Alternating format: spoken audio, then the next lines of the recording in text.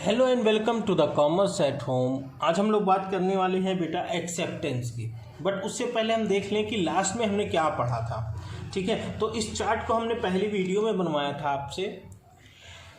उसमें क्या था, ऑफर और एक्सेप्टेंस को मिला दिया जाए तो प्रॉमिस बनती है, प्रॉमिस और कंसिडरेशन को मिला दिया जाए तो एग्रीमेंट बनता है, एग्रीमेंट इन्फोर्सिबल हो जाए तो क्या बन जाता है, कॉन्ट्रैक्ट बन जाता है। ठीक है, अब याद रखिएगा हमने लास्ट वीडियो में ऑफर पढ़ा था। अभी तक हमने बेसिक पहला इंट्रोडक्शन पढ़ा है, दूसरा ऑफर प्रपोजल के बारे में पढ़ा है। आज हम लोग पढ़ने वाले हैं एक्सेप्टेंस को। जब ये दोनों पूरा हो जाएगा तो हम पढ़ेंगे, भैया प्रॉमिस तो हो ही जाएगी ये दोनों पढ़ने से, हम पढ़ेंगे कंसिडरेशन को, अपना तीसरा चैप्टर। ठीक है, जब कंसिडरेशन हो जाएगा तो वो एग्रीमेंट बन चुका होगा, एग्रीमेंट इन्फोर्सिबिलिटी पढ़ा जाएगा थोड़ा बहुत, वो क्या बन जाएगा, कॉन्ट्रैक्ट बन जाएगा। अगर आप ऑब्जेक्टिव एग्जाम देने जा रहे हैं, आपको पता है इस बार ऑब्जेक्टिव एग्जाम हो रहा है ग्रेजुएशन में, तो ये बात याद रखिएगा कि आपको ऑब्जेक्टिव क्वेश्चन ढेर सारे सॉल्व करने पड़ेंगे। ढेर सारे सॉल्व करने के लिए क्वेश्चन अवेलेबल होना चाहिए। आप क्वेश्चन अवेलेबल अगर नहीं होता है, आपके पास मिलता नहीं है कहीं से, तो आप क्या करिएगा, आप इस नंबर पे व्हाट्सएप करिएगा, आपको सारी इन्फॉर्मेशन मिलेगी कि आपको क्वेश्चंस कहाँ से मिल सकते हैं। ठीक है, सारी इन्फॉर्मेशन ऑब्जेक्टिव क्वेश्चन के बारे में आपको मिल जाएगी। आप ये नंबर पे व्हाट्सएप करेंगे तो आपको मिल जाएगा। ओके, चलिए, गुड लक। आगे चलते हैं। एक्सेप्टेंस क्या होती है? A contract is formed when an offer is accepted. When an offer is accepted. ध्यान रखिए आप, a contract is formed, contract तब बनता है when an offer is accepted, जब एक ऑफर क्या कर लिया जाए, एक्सेप्ट कर लिया जाए।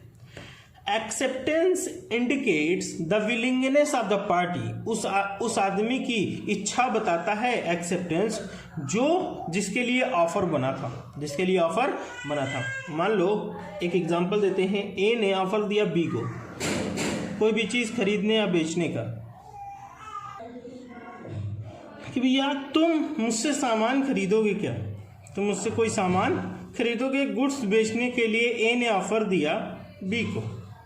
अब अगर बी ने एक्सेप्ट कर लिया, बी ने कहा ठीक है मैं आपसे सामान खरीदूंगा, तो इसका क्या मतलब है, उसने अपनी एक्सेप्टेंस दी। एक्सेप्टेंस ये दर्शाता है, इंडिकेट्स द विलिंगनेस, कि इसकी इच्छा दर्शाता है, ऑफ द पार्टी, जिसके लिए ऑफर बना था। ए ने ऑफर किसके लिए बनाया था, बी के लिए बनाया था, तो उस पार्टी ने एक्सेप्ट कर लिया। तो एक्सेप्टेंस क्या बता रही है कि हाँ, जो ये ऑफर इसने दिया था उसको वो कबूल कर रहा है। ठीक है, when the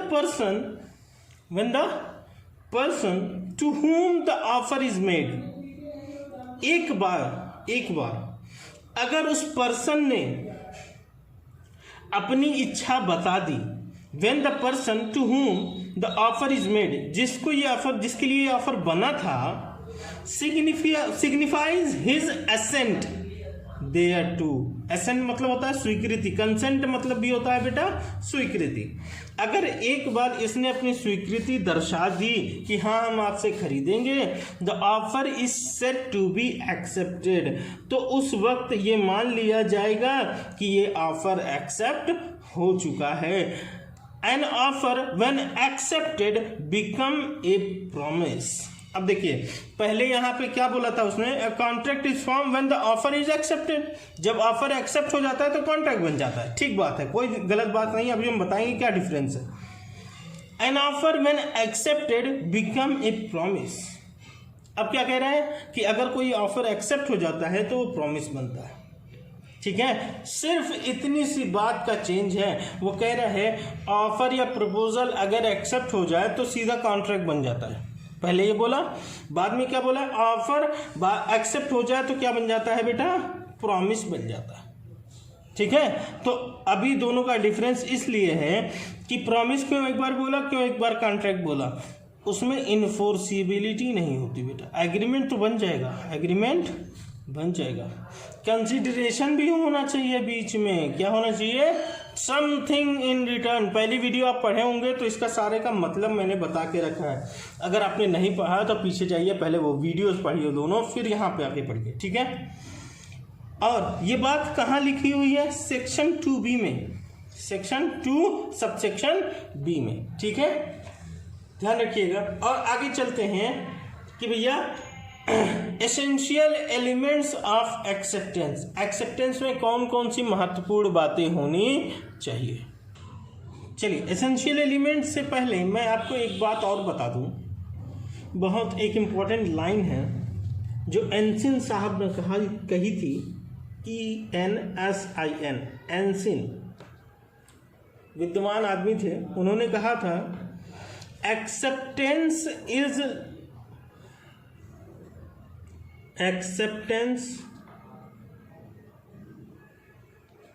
to an offer is like a matchstick,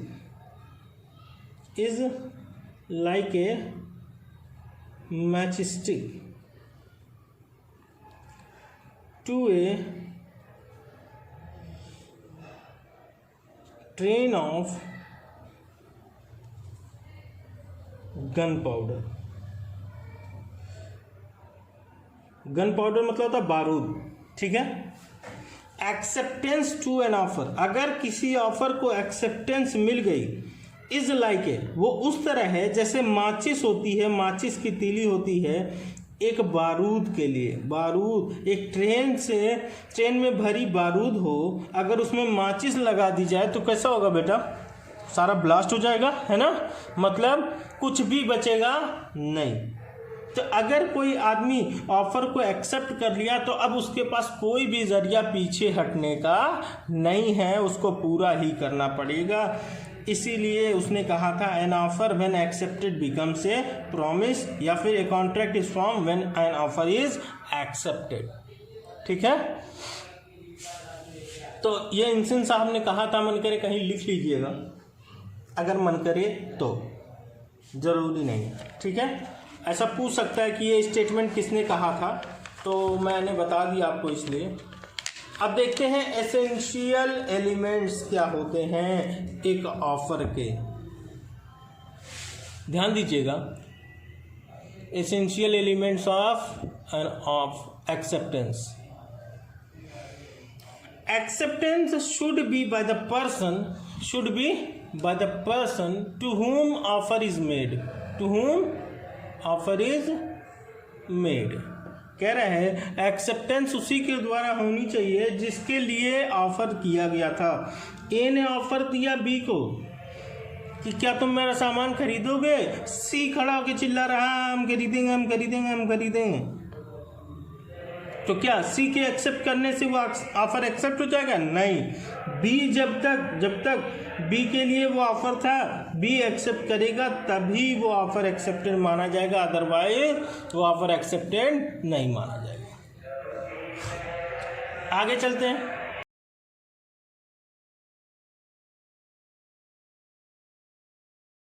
acceptance में बी एक्सप्रेस्ड और इम्प्लाइड। कह रहा है एक्सप्रेस भी हो सकता है और इम्प्लाइड भी हो सकता है। मतलब एक्सप्रेस क्लियर बता दिया जाना, और कुछ बातें ऐसी होती हैं जो खुद से समझनी पड़ती हैं। देखते हैं एक्सप्रेस का एग्जांपल पहले। ए ने ऑफर दिया कि मैं अपनी स्कूटर बेचना चाहता हूं। एक लेटर लिखा।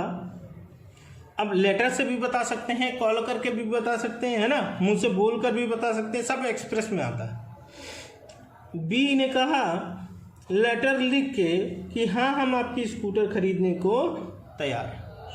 तो ये जो बी ने एक्सेप्ट किया बाय लेटर, एक्सेप्ट किया, लेटर लिख के जो एक्सेप्ट किया वो कहलाएगा एक्सप्रेस एक्सेप्टेंस। क्लियर उसने बता दी, अपनी एक्सेप्टेंस दे दी क्लियरली, ठीक है।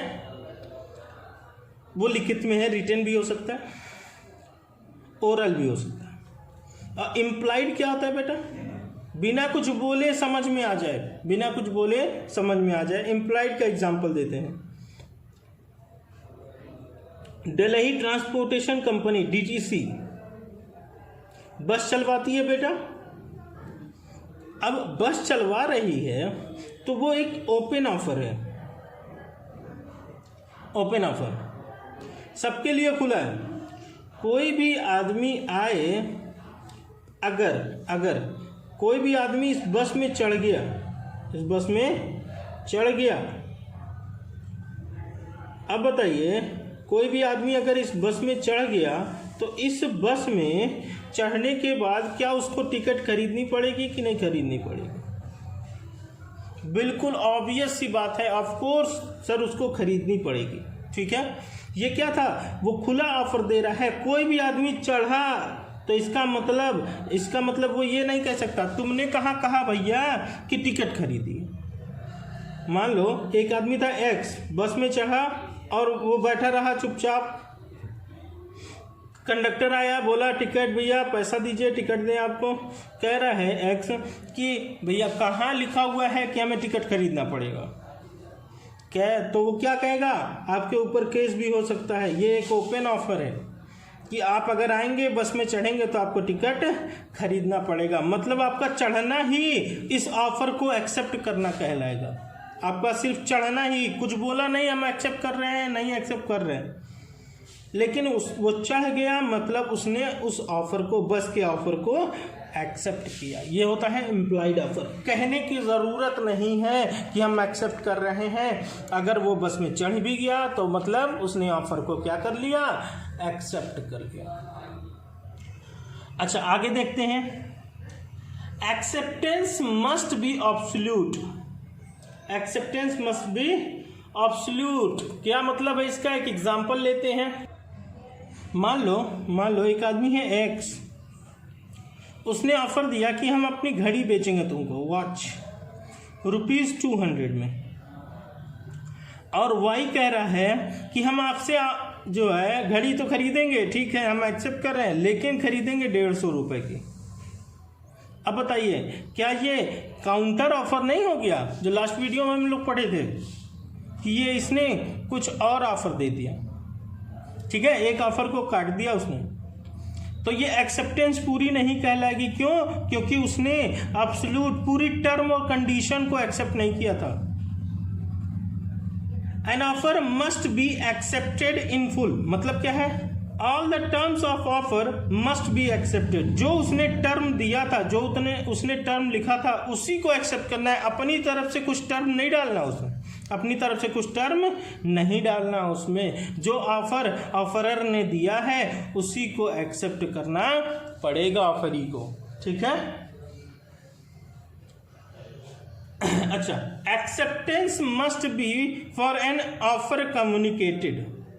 Acceptance must be an offer communicated. देखते हैं कोई एग्जांपल लेके। इसमें केस लॉ है बेटा। केस लॉ मतलब कोई चीज़ हो चुकी हो उसके बाद कानून बना हो।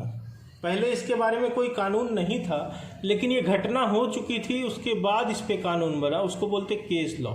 ठीक है, इस पे केस लॉ है, जो नाम है केस लॉ का लालमन शुक्ला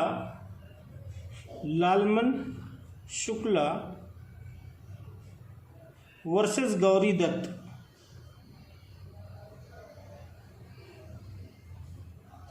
लालमन शुक्ला प्लेंटिफ कहलाएगा। जिसका नाम पहले होता है वो प्लेंटिफ, और जिसका नाम बाद में होता है डिफेंडेंट। मैंने बताया होगा, जो केस करने वाला होता है वो प्लेंटिफ, और जो बचाव पक्ष का अधिकार वो होता है, बचाव पक्ष होता है वो डिफेंडेंट कहलाता है। मान लो इसमें क्या हुआ था, गौरी दत्त का बेटा जो है गायब हो गया, कोई किडनैप कर लिया, या फिर किसी भी वजह से वो घर नहीं था। बहुत देर से गौरी दत्त बहुत परेशान थी, अपने बच्चे को ढूंढ रही थी। तो ये उसका नौकर था, उसका सर्वेंट था, उसका नौकर था। ये ढूंढने के लिए निकल गया। 3 घंटा, 4 घंटा, 5 घंटा बीत चुका है, ये ढूंढ रहा है। 5 घंटे बाद गौरी दत्त ने एक ऑफर दिया कि जो उसको ढूंढ कर लाएगा, गौरी दत्त ने उसको ऑफर दिया, मतलब सबको ऑफर दिया कि जो उसको ढूंढ के लाएगा हम उसको 10 लाख रुपए देंगे। हम उसको कितना रुपए देंगे? 10 लाख रुपए देंगे। शाम हो गई, शाम को वो सर्वेंट उस बच्चे को ढूंढ कर लाया। अभी उसको ये कुछ नहीं पता कि 10 लाख का ऑफर हुआ था, कोई ढूंढ के लाएगा अगर तो उसको 10 लाख रुपए मिलेगा। शाम को सर्वेंट ढूंढ कर लाया। अब बताइए आप खुद सोचकर, क्या इस आदमी को, इस सर्वेंट को ये 10 लाख रुपए मिलना चाहिए या नहीं मिलना चाहिए? अब आप सोच रहे होंगे कि सर ढूंढ के तो वही लाया, उसको तो मिलना चाहिए। लेकिन यहाँ पे लॉ कहता है acceptance must be for an offer communicated. अगर उसको ये ऑफर कम्युनिकेट हुआ होता तब तो वो एक्सेप्ट करता, ये ऑफर तभी कॉन्ट्रैक्ट बनता, तभी प्रॉमिस बनती। लेकिन जब ये ऑफर दिया था इन्होंने, गौरी दत्त साहब ने, तब तक वो सर्वेंट ढूंढ ही रहा था कहीं शहर में, इसको कोई भी ऑफर के बारे में जानकारी नहीं थी। तो बाद में लालमन शुक्ला साहब ने इसके ऊपर केस कर दिया कि हमको पैसा नहीं दे रही हैं। तो कोर्ट ने क्या कहा कि भैया acceptance must be for an offer. उस ऑफर के लिए एक्सेप्टेंस होती है जो आपके पास तक कम्युनिकेट हुई हो, संप्रेषित हुई हो, आपके पास तक पहुंची हो। जब ये ऑफर आपके लिए था ही नहीं तो आप इसको एक्सेप्ट कैसे करते? ये कॉन्ट्रैक्ट बना ही नहीं। उसको बच्चा भी मिल गया और 10 लाख रुपया देने की ज़रूरत भी नहीं पड़ी। ठीक है, देखिए अब है बवाल, क्या कर सकते हैं। वो बच्चा भी ढूंढ के लाया बेचारा 6 घंटा लगा के हैं, लेकिन अब ऐसा है कि क्या कर सकते हैं। Acceptance must be communicated. Acceptance must be communicated का क्या मतलब है? एग्जाम्पल लेते हैं कि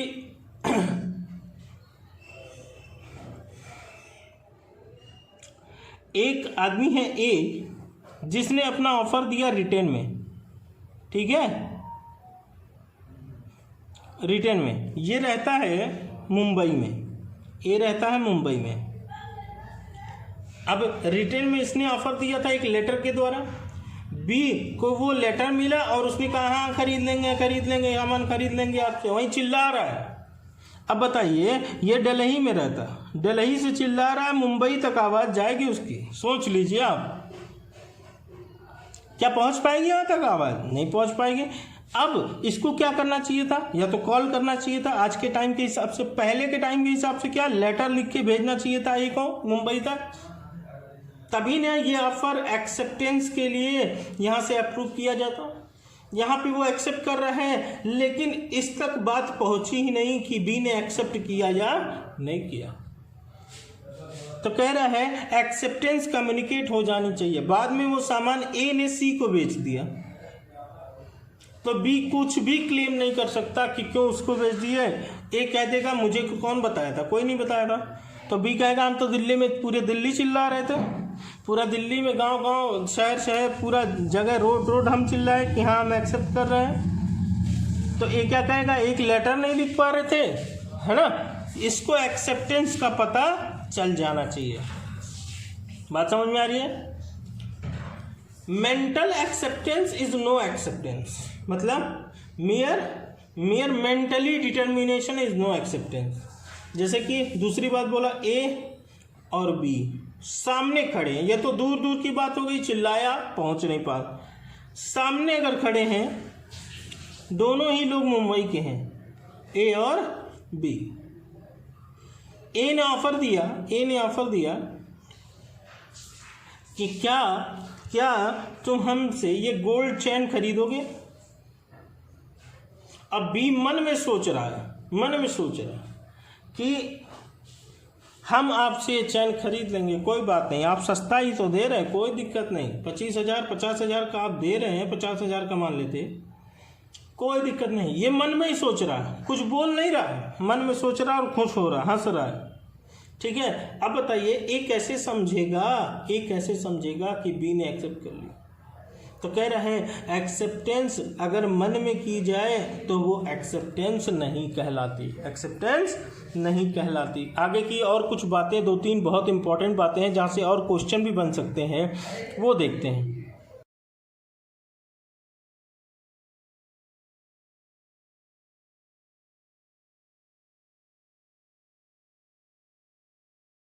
चलिए आगे देखते हैं। 7वां और 8वां, एक पॉइंट और बचेगा इसके बाद 9वां, वो आखिरी होगा, ठीक है।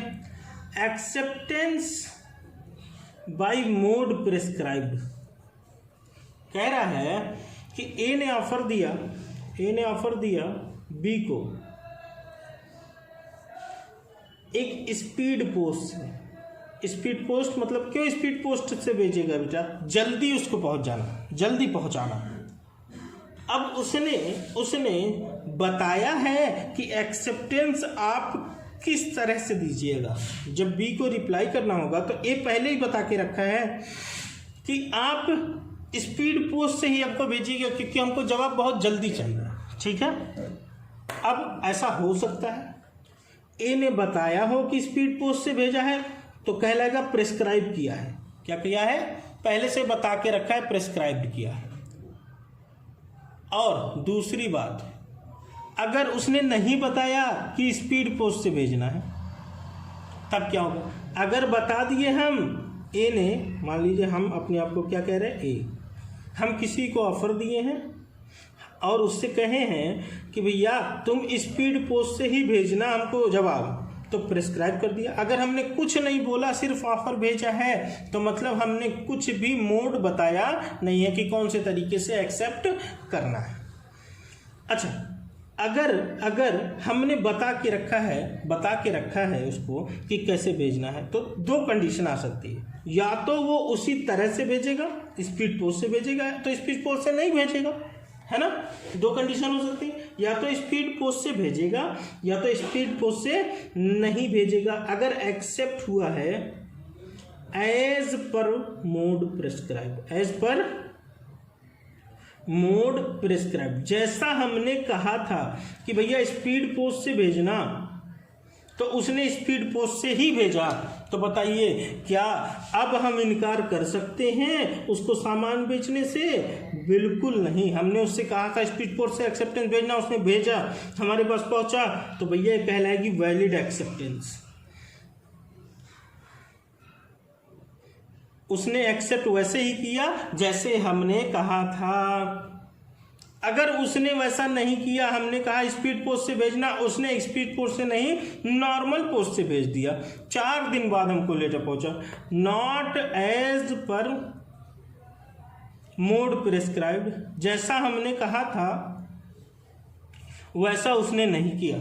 अब बताइए, मेरी मर्जी है कि मैं उसका एक्सेप्टेंस रिजेक्ट भी कर सकता हूँ और एक्सेप्ट भी कर सकता हूँ। मैंने कहा चलो छोड़ो, जाने दो यार, वो नहीं भेज पाया, कोई बात नहीं, हम उसको एक्सेप्ट कर लेते हैं, फिर भी वैलिड एक्सेप्टेंस बना सकते हैं। अगर हमने कहा देखो हमने तुमसे कहा था स्पीड पोस्ट से भेजना, तुमने नहीं भेजा, भागो यहाँ से, हम आपको सामान नहीं बेचेंगे, हम रिजेक्ट भी कर सकते हैं। हमने अगर मोड बताया तो दो कंडीशन, या तो वो मोड के हिसाब से भेजेगा या तो मोड के हिसाब से नहीं भेजेगा। मोड के हिसाब से भेजा तो हमको एक्सेप्ट करना पड़ेगा कि अब उसको प्रॉमिस बन चुकी है, कॉन्ट्रैक्ट बन जाएगा, ठीक है। नॉट एज पर मोड, उसने वैसा नहीं किया जैसा हमने कहा था, तो वो हम एक्सेप्ट भी कर सकते हैं, हम रिजेक्ट भी कर सकते हैं। हम एक्सेप्ट भी कर सकते हैं, हम रिजेक्ट भी कर सकते हैं। हम बोल सकते हैं हम नहीं बेचेंगे आपको, क्यों, तुमने मेरी बात नहीं मानी, ठीक है। अच्छा, दूसरी बात, अगर हमने ऑफर में बताया ही नहीं था कि तुमको एक्सेप्टेंस कैसे भेजनी है, तुमको एक्सेप्टेंस कैसे भेजनी है, तो भैया अब बी की मर्जी है, जैसे माने तब तैसे वो एक्सेप्ट करो, जैसे मर्जी तैसे एक्सेप्ट करे, फिर भी वो रीजनेबल होना चाहिए, रीजनेबल मूड होना चाहिए। रीजनेबल मोड मतलब कि भैया जो टाइम से पहुंच जाए, कम से कम ऐसा ना हो 20 दिन बाद पहुंचे, 50 दिन बाद पहुंचे, ठीक है। मान लो होली का टाइम चल रहा है, ठीक है, हम ए हैं होलसेलर, हमने रिटेलर बी को कहा कि तुम क्या कलर खरीदोगे, और होली 10 दिन बाद है, होली 10 दिन बाद ही है, और उसका एक्सेप्टेंस आ रहा है 15 दिन बाद। बताइए क्या रीजनेबल टाइम होगा बेटा? हम तो रंग होली में बेचने के लिए दे रहे थे, वो 15 दिन बाद उसकी एक्सेप्टेंस आई। अब बताइए क्या वो हमसे क्लेम कर सकता है कि क्यों माल नहीं भेजे हमको? नहीं कर सकता, क्योंकि हम जानते हैं बेटा हम होली से पहले अपना माल बेच बाच के किनारे कर देंगे, किसी भी रिटेलर का इंतज़ार नहीं करेंगे। तो वो रीजनेबल टाइम में भेजा होना, सॉरी रीजनेबल मोड से भेजा होना चाहिए ताकि टाइम से पहुंच सके। अब बात ये हो गई मोड की कि किस तरीके से। अच्छा अब बात करते हैं टाइम की, कितने टाइम के अंदर, कितने टाइम के अंदर, ठीक है। बहुत ज़्यादा इंपॉर्टेंट है ये टॉपिक। अगर आपका न्यूमेरिकल एग्जाम होता तब भी ये बहुत ज़्यादा इंपॉर्टेंट होता। अगर हम ऑफर दिए हैं, हम ए हैं, बी को ऑफर दे रखे हैं, तो टाइम के हिसाब से टाइम या तो बताए होंगे या तो बताए नहीं होंगे। टाइम अगर स्पेसिफाई है ऑफर में, बता दिए हैं, और नॉट स्पेसिफाइड है तब क्या होगा? अगर टाइम बता दिए हैं तो भैया जरूरी है उतने ही टाइम के अंदर उसको एक्सेप्ट करना। ए ने ऑफर दिया, कहा 10 दिन के अंदर बताओ। अब 10 दिन के अंदर किसी भी हालत में बी को बताना पड़ेगा ही पड़ेगा। Must be accepted, must be accepted by offeree with in specified time. जितना टाइम बताया गया है उसी टाइम के अंदर उसको एक्सेप्ट करना पड़ेगा ही पड़ेगा। दूसरा, अगर हमने टाइम नहीं बताया तो कहा जाता है रीजनेबल टाइम। बेटा रीजनेबल टाइम कि एक कुछ ठीक ठाक टाइम के अंदर तो बता दे भाई। मान लो हम सब्जी बेचना चाह रहे हैं, वेजिटेबल्स। अब वेजिटेबल्स के लिए बेटा भाई बहुत जल्दी ऑफर एक्सेप्ट करना चाहिए। क्यों? 2 दिन में सब्जी खराब हो जाएगी। अब वो ऑफर एक्सेप्ट ही 3 दिन बाद करेगा तो सब्जी हम क्या रखे रहेंगे उसके लिए? नहीं रख सकते। तो कह रहा है कुछ चीज़ें ऐसी होती हैं जिनके लिए रीजनेबल टाइम बोला जाता है। तो रीजनेबल टाइम में एक्सेप्ट होना जरूरी है। अच्छा आखिरी टॉपिक बड़ी छोटी सी है, 1 लाइन की, हमारे लिखते ही आपको समझ में आ जाएगी। लिखते हैं acceptance must be before, acceptance must be before lapse of time.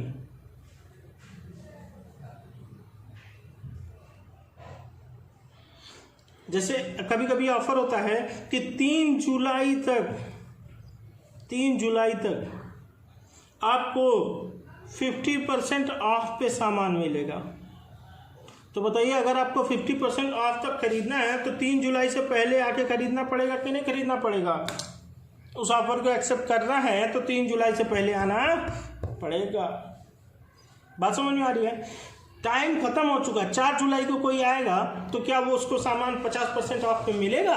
नहीं मिलेगा। तो जब लैप्स ऑफ टाइम ना हुआ हो तभी ऑफर एक्सेप्ट होना जरूरी है। ये हमारी आखिरी बात थी। अब एक बात और जानते जाइए, जो इसका आखिरी वीडियो बनेगा ऑफर और एक्सेप्टेंस का, वो बनेगा communication and revocation of offer. Communication and revocation of offer and acceptance. और वो वीडियो आपको बहुत जल्दी ही मेरे हिसाब से ये वीडियो जब मिलेगी उसके 12 घंटे बाद ही या 14 घंटे के अंदर अंदर ये वीडियो भी अपलोड कर दी जाएगी। ठीक है, तो देखते रहिए और मेरी वीडियो पसंद आती है तो लाइक करते रहिए। बुक चाहिए तो मेरे नंबर पे मैंने नंबर दे रखा है, नंबर पे डिस्क्रिप्शन में भी नंबर मिल जाएगा 8957908957। ठीक है, तो इसमें आपको नंबर पे आप व्हाट्सएप करिए, आपको मिल जाएगा कि कहाँ से आपको बुक लेनी है, कौन सा ज़्यादा आप आसान पड़ेगी, क्वेश्चन कहाँ से मिलेंगे, सब कुछ बताया।